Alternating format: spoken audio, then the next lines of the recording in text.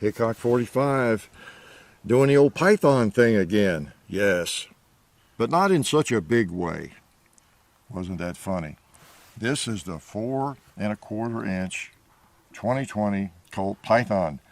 Been trying to get my hands on one for a good while, and thanks to budsgunshop.com, we got one. So we appreciate their help. Yeah, I think these are not as plentiful yet as the 6 inch. I think all of them are still not easy to come by.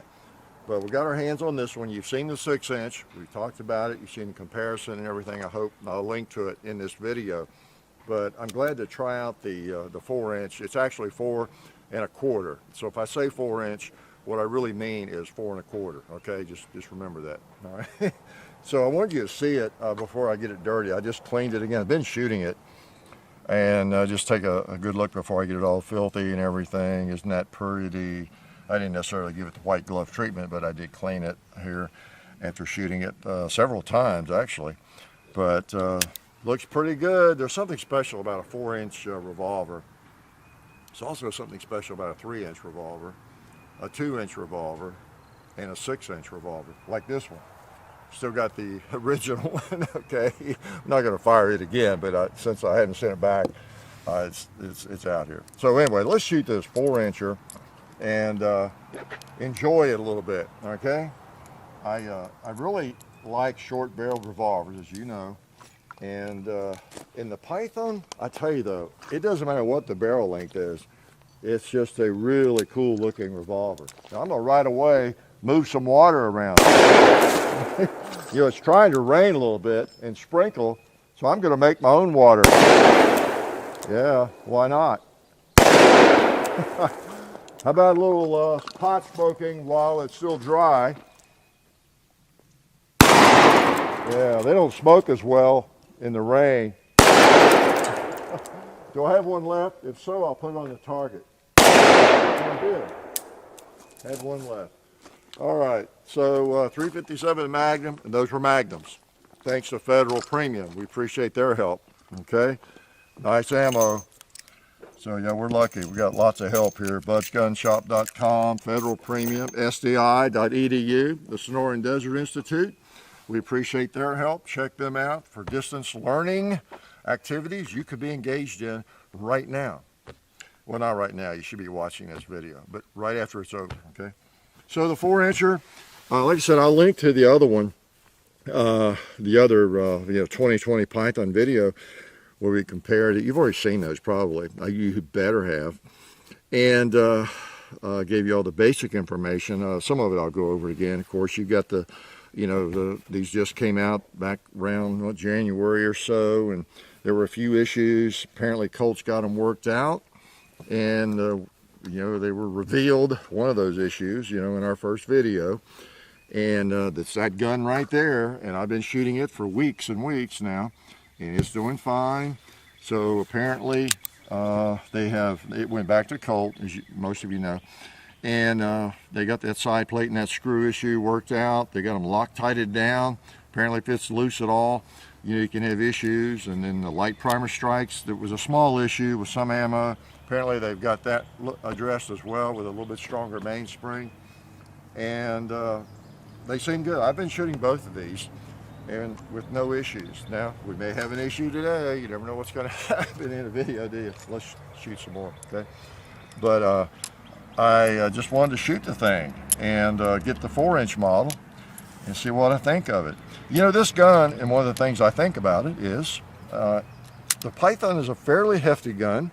And it's nice. It has enough weight to where in the shorter barrel configurations, especially out at least 4 inch, it still doesn't kick that hard. Right, cowboy? Yeah. As you can probably hear, those are Magnums. Let's see if the gong likes those Magnums. I'm not sure where to hold, am I? Maybe I'm sure. Maybe I'm not. I hit it. You never know whether it's luck or not, though, right? You got to do it twice. I think I'll try a buffalo. Yeah, I think I went high. I think I went low on that one. I've shot it a lot. I've not done a lot of, okay, let's figure out whether we can hit a 2-inch plate at 80 yards or anything. But the sights seemed close enough. I didn't move them, didn't want to mess with them. Nice, let's shoot a little 38. See if they print differently. Yeah, so quickly again, they beefed up the top strap on the 2020 Python a little bit. Got a little bit different trigger configuration, different grips, a little thinner. You don't have the serration back here. You got a serrated hammer spur instead of the knurl that you have on the old Python, okay? And just quickly going through some of those, you still have the adjustable rear sights. You got a crown recessed here to help protect the bore. You got an easier front sight replacement, just this little one screw here that anybody can do, even me. And you know, they've changed the side plate a little bit. You don't have a cylinder stop here that you have on the old Pythons. Apparently not needed. And the action is different. Okay, it's simpler.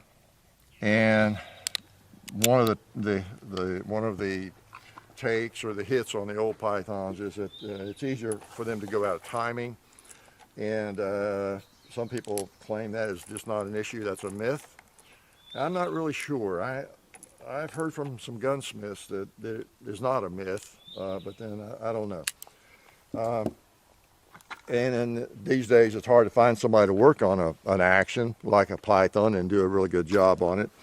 So to me, that's a positive, as I pointed out, on these guns, because the action on this one is really, oh, there's another pot.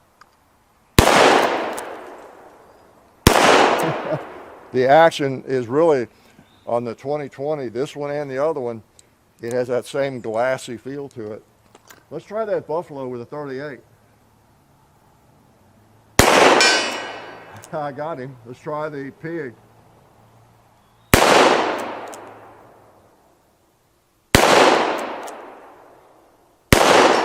Oh, I think a little high. I think I'm empty. Yeah. I didn't go to 38 thinking I'd be easier to hit out there or anything. I just thought try something different. It's very accurate. I've shot enough. So if I miss everything, it's not, you know, I never blame it on the firearm. It is one of the claims to fame on the Python, 4-inch, 6-inch, old ones, and I think even these. They're just supposedly some of the most accurate revolvers made. They're famous for that, and you know, 4-inch or 6, it's going to be plenty accurate. So there's no doubt about that. And you know, I always want to reach out there a long way, even if it's a firearm I've not worked on or worked with a lot, and figured out where exactly to hold and all that. So anyway, since I have started it, I'm going to finish it. Mr. Buffalo, you're going down. If it takes all 6 shots before I hit you.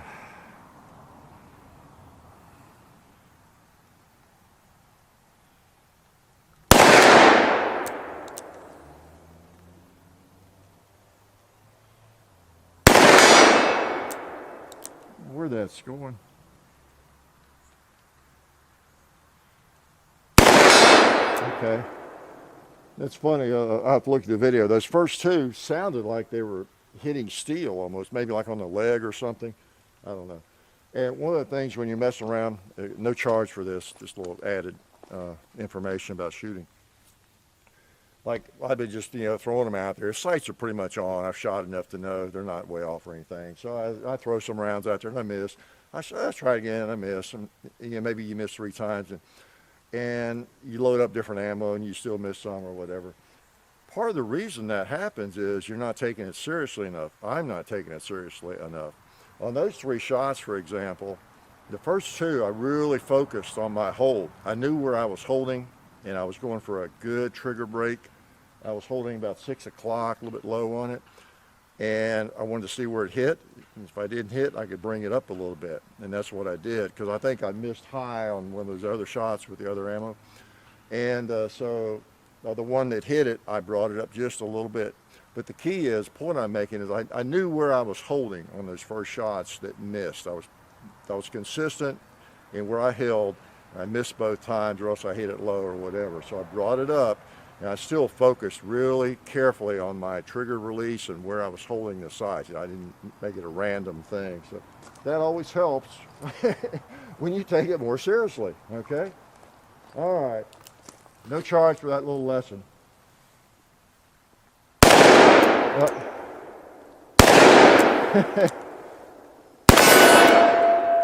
That's the next lesson. You can miss anything, even a close target, when you're not careful. So anyway, I've been shooting both of these a lot. This one kicks a little more, but it's fairly comfortable. So if you're looking for a 2020 Python, you know, or actually even if you're looking for an original Python, an old one, and you're trying to decide between a 4-inch and a 6-inch, because they're essentially the same gun, you're going to get the same recoil and everything. It is one firearm that you don't dramatically increase your recoil with the shorter barrel. It's got plenty of weight, and it still looks good. Now, I'm a little funny on a Python. I'm not crazy about the 2.5-inch models or even the 3 inches much. I think it's because of that beautiful rib that the Python's famous for. The rib is just so distinctive and so cool looking. It really is. That's what it's got over the 686, you know, that cool rib. And so the more of that rib, in some ways, the better it looks, you know. So you need a little barrel, in my opinion, to take advantage of one of the coolest things about the Python, you know. Now, you may not feel that way, but when I see Pythons at gun shows and, you know, there'll be someone, a collector, he's got them in all barrel links and everything. He's got ones at $4,000, nickel plated or whatever, beautiful. And it's got a 2.5-inch barrel. I don't know, it's just not as appealing to me for some reason. I like that barrel ribs. Can I shoot a little bit more before we get rained out here? No, that's mainly what I wanted to tell you. I don't have a lot of other wisdom. Do I have any wisdom? You know, it's true to the original Python, I think, enough, as I've said a couple of times now. They've got the problems fixed.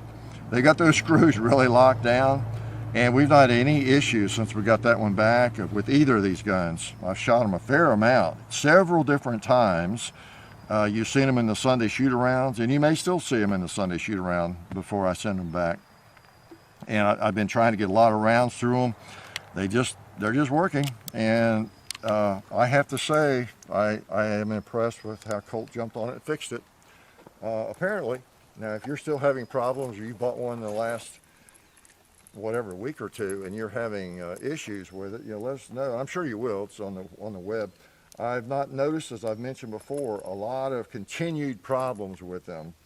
It seems, it's just my impression, it was mainly the early ones, and that one was really early. It's 2014 is the serial number, so I'm assuming that's a really early number. And so I think they've addressed the issues, and they're pretty cool guns. And I shot the target once, but I don't see the hole. What'd I do, miss the whole target? I'm gonna shoot it again.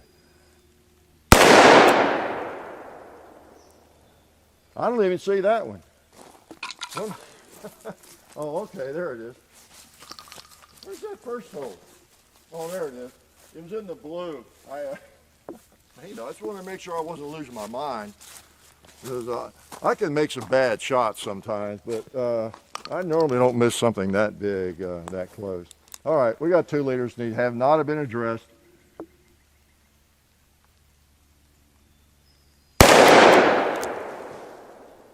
Oh, I see a pig directly behind that one.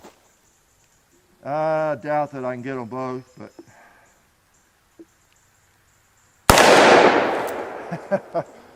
the 2-liter throws it off course, of course.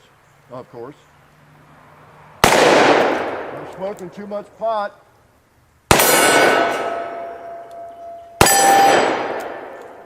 Somebody's going to report me. All right, so I've kind of pointed out the differences. I've linked to the other ones. The action, like I said, it's smooth. Boy, double action, they're both just smooth as glass. A single action, very, very smooth.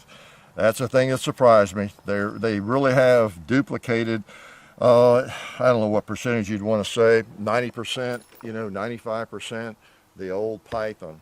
You know, there's a difference. There's a few I've pointed out. But the actions are nice. the double action is fine.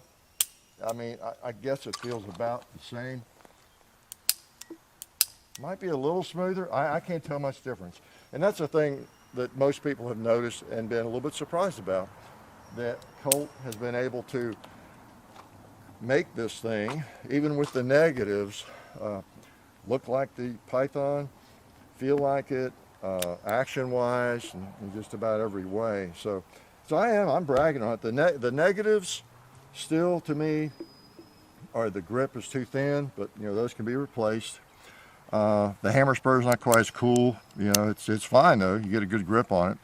And one of the worst things, you know, are the serial number out here on the frame and UDI code, whatever it is, having that on there. It'd been nice if they could have left all that off or put it under the grips, or, you know, right here would have been a nice big flat place to put it, right? Since it's a Python, the roll marks are fine. They're a little different.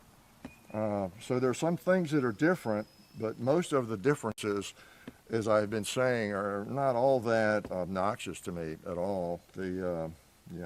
Not really not. I can change out the grips, and the old grips fit on them, by the way. I've tried that.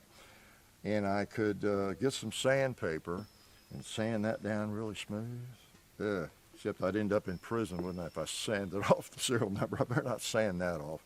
I don't know if it's on the under the grip or not, but I better not mess with the serial number. You don't want to do that, okay? In case you didn't know, that was a joke. But you know, there are people who are going to continue to trash them, no doubt. But you know, it's not that far off the Python. It's just a kind of a reintroduction to Python. It's like over the Smith & Wesson, when you go from a 686, and we'll do maybe a separate video comparing that, but the 686-3 up to 686-6 or something, there's going to be a few tweaks, a few differences, and I don't see it really any different from that. Thankfully, there's no locking hole in it, in the frame, okay? So don't bash the Python too much if you're not bashing, you know, the Smith & Wesson. If I were going to buy, you know, I did buy a new, and I'm not going to talk about it in this video much, but this 686, you know, kind of recently, because I didn't think these were ever going to come in. Because I told you before, I was ready to buy one of these probably, and but you know, they're so long in coming, and I got to looking around, and I found this baby, 4-inch 686. You know what? I think that'll satisfy my itch, and it is a really nice revolver. It'd be a tough me to choose between these two. I like them. I could take this gun and change out the grips. That is really nice grips on it. Get some fatter grips on this, and it'd be a tough choice. This is a little more expensive, but so anyway, that's my take. There's some negatives, but they're pretty minor, and I am pleased. I said in the very first video before we had the problem with the gun, I was going on about how I didn't even want to open the box because I'm more of a Smith person, really, Smith & Wesson when it comes to these types of revolvers. But I've always liked the Python. I've owned 4 or 5 myself back through the years, even before that one. And I always end up trading them off. And because the Smiths just, I don't know, to me, I shoot them better. You know, I like the cylinder latch better and the feel of the grips better and all that. So I'd always end up trading them off. But I tell you what, that's a nice Python. And, you know, you can criticize it, but it's you know, for around $1,500, I'm surprised they were able to do it, to tell you the truth. And to me, one of the pluses, again, is the action being simpler. Because even though, ironically, I had a problem with that, apparently that was mainly just the screw and the side plate. Yeah, the fact that it is a simpler action is very, very appealing. You know, and if I were buying, if I wanted a really nice gun to go out and shoot a great deal, and I wanted a Python, because I love the looks of them and the feel, and money was not an object at all, I would probably buy this new one over the old one, okay? Because I don't trust the action to withstand, you know, hundreds and hundreds or thousands of rounds without needing some tuning. I really don't. Plus, you wouldn't want to mess up an old one anyway, vintage. But so the simpler action to me is a real plus, and shoots pretty well. Let me shoot 6, and I'm gonna let you go. Okay. And that's it. I don't know of any other lies to tell you about it. Pointed out the negatives and the positives, and the 4-inch might be what's, as far as whether you want the 6 or the 4, man, it's tough. It's tough. I think most of you probably would be more interested in the 4-inch. You know, it's a big old revolver in 6 inches, no doubt about it, because this one's pretty good size.